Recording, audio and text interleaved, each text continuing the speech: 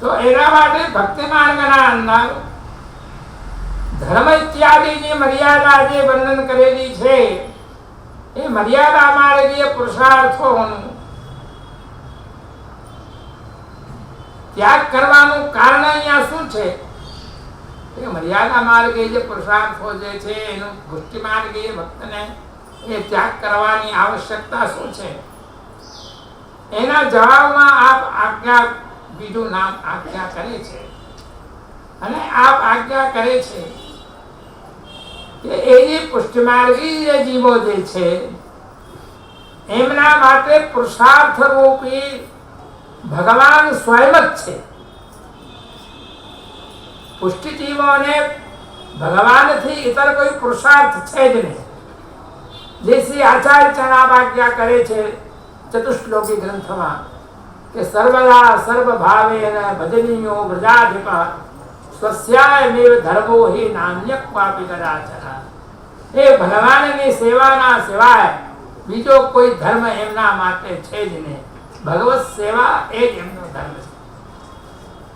એવી જ રીતે અર્થનું આ વર્ણન કરે છે કે ભગવાનના સિવાય પુષ્ટિજીવોના માટે બીજો કોઈ અર્થ છે જ નહીં. એવી રીતે કામનું વર્ણન કરે છે કે ભગવત સેવા, ભગવત દર્શનના સિવાય બીજી કામના એમની કોઈ છે જ નહીં. ભગવાન જ કામરૂપ છે અને મોક્ષ પણ ભગવાન જ છે. મોક્ષ મળવાની ઈચ્છા, મોક્ષ મને પ્રાપ્ત થાય એ જીવની નથી હોતી. પ્રત્યેક જીવની એ તો ભગવાનની સેવા જ નિત્ય કરવા ઈચ્છે છે અને એ ભગવાનને સેવાનો અને સ્મરણ કરીને જ એમાં જ પોતાનું મોક્ષ પોતે માને છે. એટલે પુષ્ટિ માર્ગી જે જીવ જે છે એ ભગવાનના સિવાય કોઈ પણ મોક્ષ કે ધર્મ એ કરવા માંગતા નથી. હવે અહીંયા આપ આચાર્ય ચરણ આજ્ઞા કરે છે કે એમને ફલરૂપા જે ભક્તિ છે જ્યારે ફલ મળી જાય તો પછી સાધન કોણ કરે? સાધન તો ફળ મેળવવા માટે કરવામાં આવે છે. પણ જ્યારે સાધન જ મળી ગયું તો પછી ફલ જ મળી ગયું તો પછી સાધન કરવાની આવશ્યકતા શું છે?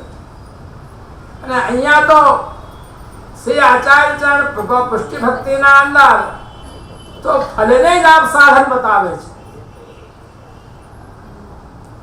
આપ આજ્ઞા કરે છે કે ફલ શું છે કે ભગવત સેવા. ભગવત સેવાના માટે સાધન શું છે કે ભગવત સેવા. ફલ છે એ જ અહીંયા સાધન બને છે અને એ જે ફલરૂપી સાધન બનીને અને જે એ ફલને પ્રાપ્ત કરે છે. એટલે ફલ જ અહીંયા સાધન છે અને ફલ જે સાધન છે એ જ અહીંયા ફલ છે. એટલે બેની એકતા અહીંયા બતાવી છે. એટલે ભગવાનને મેળવવાના માટે શું સાધન કરવું એમ કોઈ પ્રશ્ન કરે તો ભગવાનને મેળવવા માટે સેવા કરો. સેવા એટલે નિષ્કામ ભાવથી સેવા. સેવાનું તાત્પર્ય છે આપણા સુખના માટે નહીં પણ સ્વામીના સુખના માટે સેવા.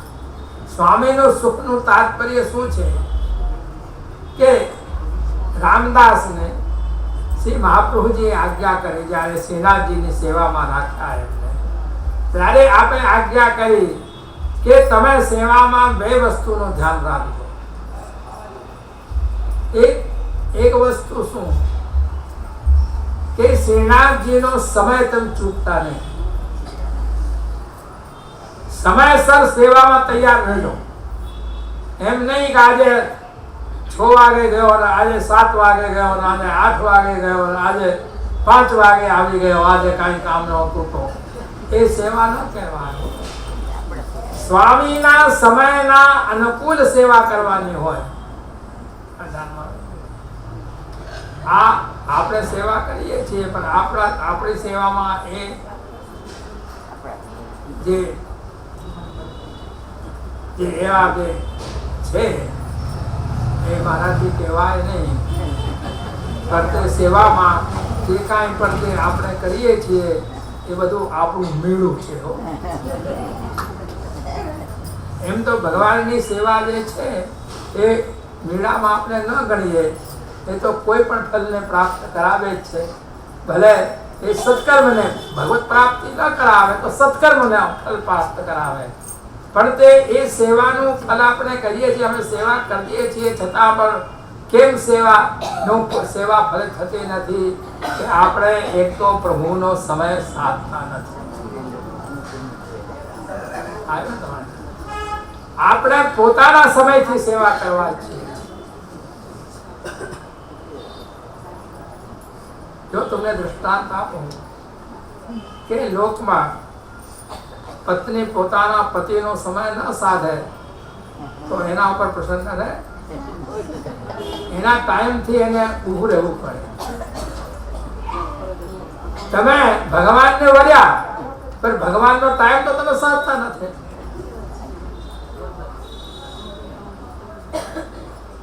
ભગવાન વશમાં ક્યારે થાય છે કે જ્યારે એ પત્ની એના સમયસર બધી સેવા કરીને તૈયાર રાખે. પતિ પહેલા ઉઠી જાય, પત્ની તો પછી ઉઠે. પતિ એને ચા તૈયાર કરીને આપે ત્યારે ત્યાં જાય, લો ચા પીઓ. આ પત્નીની સેવા થઈ કે પતિની સેવા થઈ? ઊંધું છે. અને પછી એ કે પતિ તો મારો પ્રસન્ન રહેતો નથી અને મને ટોક ટોક કર્યા કરે છે. અરે તમે જયારે એવી રીતે એના અનુકૂળ ના રહો તો પતિ પણ આપણા અનુકૂળ શું કામ રહે? તમે સ્વતંત્ર થો તો એ પણ સ્વતંત્ર છે. બધા સ્વતંત્ર છે. એટલે આપણે આજકાલ સ્વતંત્રતાનો જે અર્થ જે કરીએ છીએ એ બધું ખોટું કરીએ છીએ. અહીંયા ભગવાનના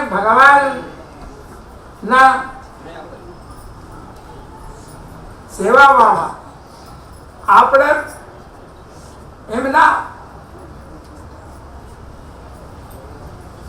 ભગવાનની સેવામાં આપણે ભગવાનના અનુકૂળ થઈને રહેવું પડે છે. એટલે આપણું સ્વતંત્રતા ત્યાં ચાલતી નથી, કેમ કે આપણે ભગવાનથી વર્યા છે. યમે વેશ વૃણુતે તેન લભ્યા. આ વેદની શ્રુતિ કહે છે કે જીવ જે છે એ ભગવાનને વર્યો છે, પણ મુખ્ય એવું છે કે જીવ ભગવાનને વર્યો નથી, પણ ભગવાન જીવને વર્યા છે. યમે વેશ પ્રણોતે. વેદની શ્રુતિ કહે છે કે જેને વરવાની ઈચ્છા ભગવાન કરે છે એ જીવોને ભગવાન વરે છે. આપણી ઘણી ઈચ્છા હોય કોઈ પુરુષને પ્રાપ્ત કરવાને માટે, પણ જ્યાં સુધી પુરુષ આપણને સ્વીકાર ન કરે ત્યાં સુધી એ સ્ત્રીની બધી ઈચ્છાઓ નકામી જાય છે. પણ જ્યારે એ પુરુષ જ્યારે એને સ્વીકાર કરી દે છે ત્યારે એનું વર્ણ સિદ્ધ થાય છે. એવી જ રીતે અહીંયા શ્રી આચાર્ય ચણાભાગ્યા કરે છે કે ભગવાને જેના માટે વરવાની ઈચ્છા કરી છે એને પછી કોઈ રોકી શકતો નથી. ભગવાન જેનો હાથ પકડે, ભગવાન જેને સ્વીકાર કરે એને કોણ રોકી શકે? કોઈ ધર્મ પણ ન રોકી શકે, કોઈ મર્યાદા પણ એને ન રોકી શકાય. એ સર્વધર્મ સ્વતંત્ર થાય છે. એટલે એનું વર્ણન અહીંયા કરવામાં આવે છે. એવી રીતે પુષ્ટિજય જીવો જે છે એ પુષ્ટિજીવોનો અંગીકાર જે શ્રી કૃષ્ણજીએ છે એ પુષ્ટિ ધર્મથી કર્યો છે. એટલે એ પુષ્ટિ જે ભક્તિ રૂપી જે કૃપા રૂપી ધર્મ છે એના આપ પાલક છે. ભક્ત સંતોનો અર્થ થાય. હવે એનું જો આપણે વધારે વર્ણન કરીએ તો સમય બહુ જાય. એમાં પણ અનેક પદો પણ છે, અનેક વાર્તાઓ પણ છે, પણ એનું વર્ણન કરવા જઈએ તો આપણા 15 નામ થાય નહીં પૂરા. એટલે ધર્મ સેતુનો અર્થ આપણે કરીને, ભક્ત સેતુનો અર્થ કરીને હવે 18મું નામ આપનું છે સુખ સેવ્ય. ધર્મ સેતુ ભક્ત સે તો સુખ સેવ્ય એટલે સુખ સેવ્યાય નમઃ એટલે અહીંયા આજ્ઞા કરે છે કે એ પ્રકારે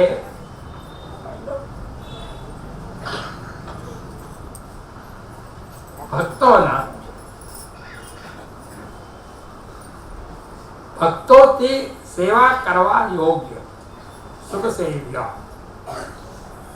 અહીંયા આજ્ઞા કરે છે સ येनैव प्रकारेण सुखं मन्यते तेनैव प्रकारेण भक्ते सेवतुं योग्य इति सुखसेव्य इत्यर्थः અહીંયા આજ્ઞા કરે છે કે આપનો જે સુખ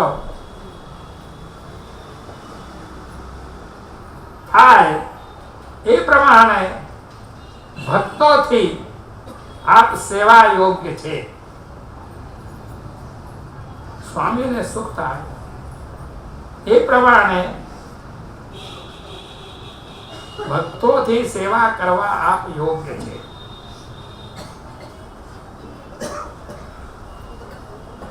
કેમ કે ભગવતીઓ જે છે એ ભગવાનના ભક્તો એમનો આખો સમય ભગવત સેવાના માટે જ હોય છે.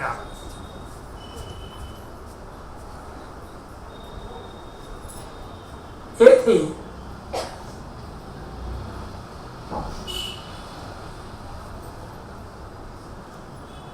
આ આજ્ઞા કરે છે ભગવદીયસ્ય સર્વોપી કાલો ભગવત સેવાર્થમેવેતિ પ્રભુ સેવા કાલ વેત ધર્મસ્ય તદંતરત્વા કર્ણમુચિત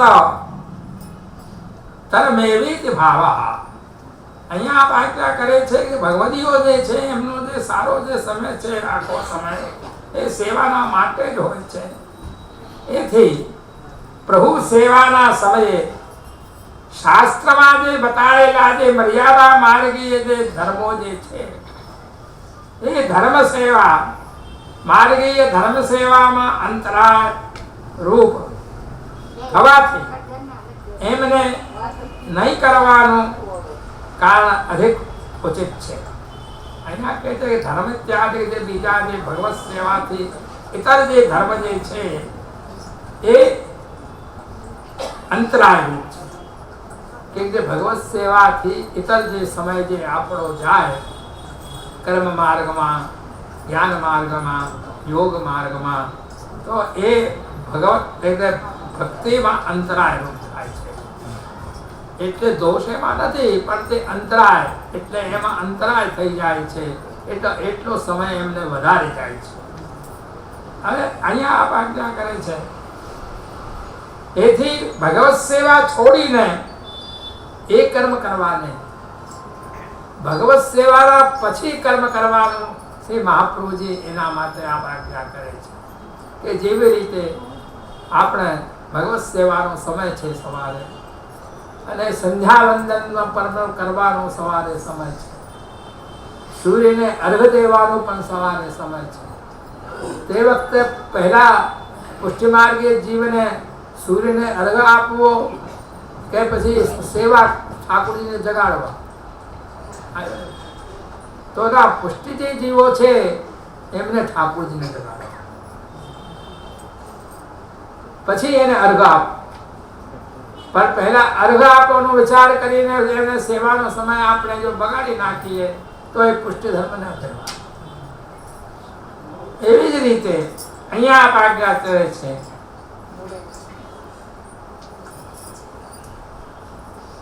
એટલે ભગવત સેવાના સમયે બીજા ધર્મોનું પાલન ન કરે. બીજા જે બધા જે ધર્મો છે ભગવત સેવાના સમય ને આપણે કરીને પછી જ એમાં સમય આપણો વ્યતીત કરવો.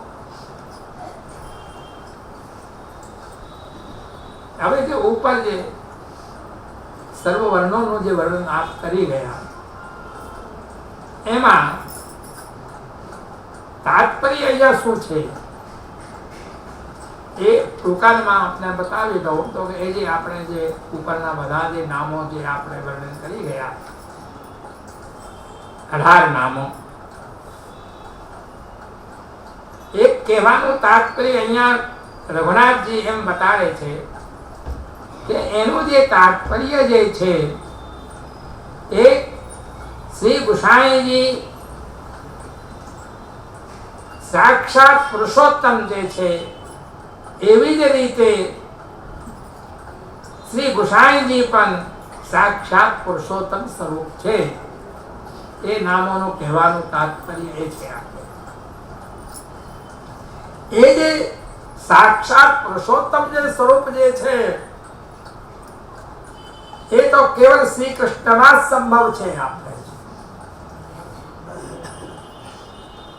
અને શ્રી કૃષ્ણ જે છે એ અંશ કલા ઇત્યાદિ જે અવતારો જે છે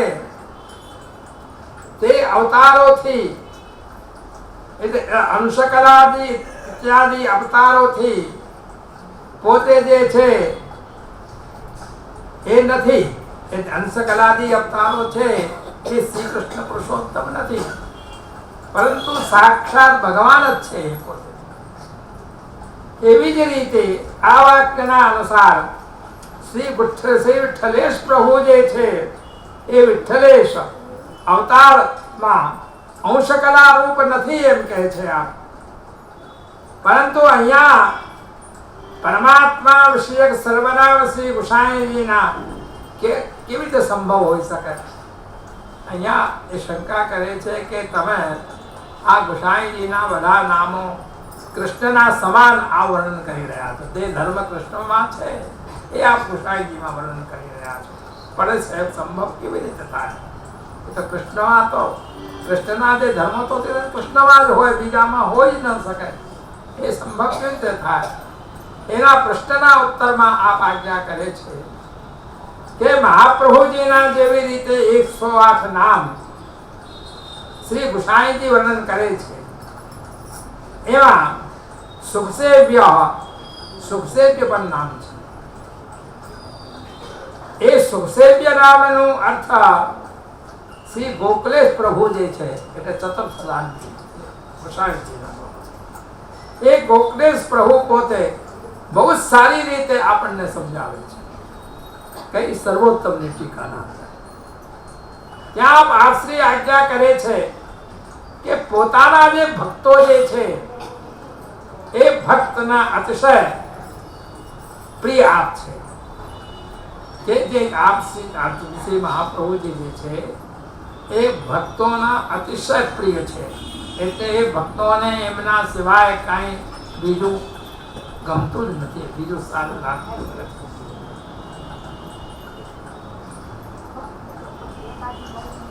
કેમ કે ભક્ત પોતાના હૃદયનો જે પ્રેમ જે છે એ વિવિધ જે ક્રિયાઓ જે છે એ ક્રિયાઓ દ્વારા ભક્તો અંગીકાર કર્યા હોય છે. એથી ભક્તોના સમર્પિત જે થયેલી વસ્તુ અથવા જે વિવિધ જે સામગ્રીઓ ભક્ત જે સમર્પણ કરે છે તે સામગ્રીઓ વિવિધ પ્રકારની હોવાથી ભક્તોના હૃદયના નિષ્કામ જે શુદ્ધ જે ભાવ જે છે એ ભાવથી આપ પ્રસન્નતા પૂર્વક આપ અંગીકાર કરે છે. એથી ભક્તોની જે સેવા જે છે સેવાથી આપ સદા સુખરૂપે બિરાજે છે. એ મહાપ્રભુજી અને શ્રી ગુસાઈજી ઇત્યાદિ જે સ્વરૂપો જે બિરાજી રહ્યા છે એ ભક્તોની સેવાથી પોતે ભક્તોની સેવાથી પોતે સુખરૂપે આપ બિરાજે. હવે તમને કહું કે મહાપ્રભુજીની ગુસાઈજીના બેઠકમાં આપણે જઈએ. બેઠકો જે છે એ એમનું બિરાજવાનું મુખ્ય સ્થળ છે, અથવા આપણે એમ કહીએ કે જ્યાં જ્યાં બેઠક થઈ અને પોતે પધાર્યા ત્યાં ત્યાં આપણે શ્રીમદ ભાગવતનું પારાયણ એટલે 7 દિવસ સુધી આપ ત્યાં બિરાજ્યા અને શ્રીમદ ભાગવતનું આપ પાઠ અને તે શ્રીમદ ભાગવતનો પાઠ કરીને આપે ત્યાં જીવોને અંગીકાર.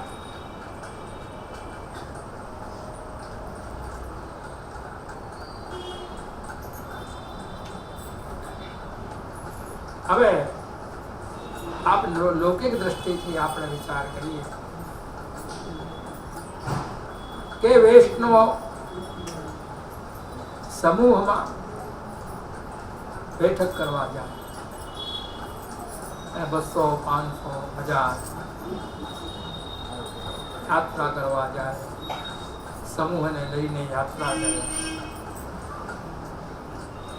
બિચારા નિષ્કંચન વૈષ્ણવો હોય એમને યાત્રા કરવાનો ખર્ચો ન હોય તો એમને ખર્ચો પણ આપે. અત્યારે પણ એવું છે, પહેલા પણ એવું હતું. સમૂહથી ગુસાઈજીના દર્શન કરવા જાય, ત્યાંમાં જે મોટા હોય પૈસાદાર હોય એ બીજા સમૂહમાં વૈષ્ણવોને બધી પ્રસાદની વ્યવસ્થા કરે ને ત્યાં જાય સાથે.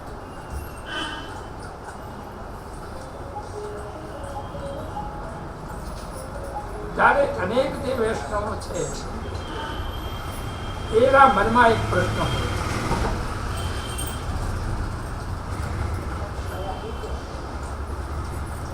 એમનો પ્રશ્ન શું હોય છે કે અમે બધા જઈએ છીએ અને જારી ચરણ સ્પર્શ આપણે કરીએ છીએ. જારી ચરણ સ્પર્શમાં જલ જારીમાં ભરીને આપણે અંગીકાર કરાવીએ અને ભોગમાં મિસ્ત્રી પધરાવીએ.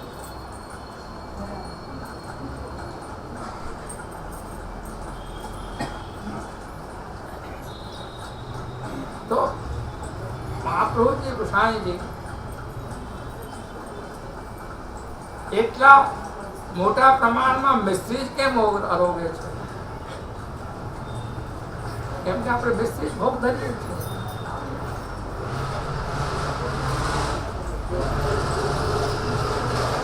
અને જલ આપણે ધારીમાં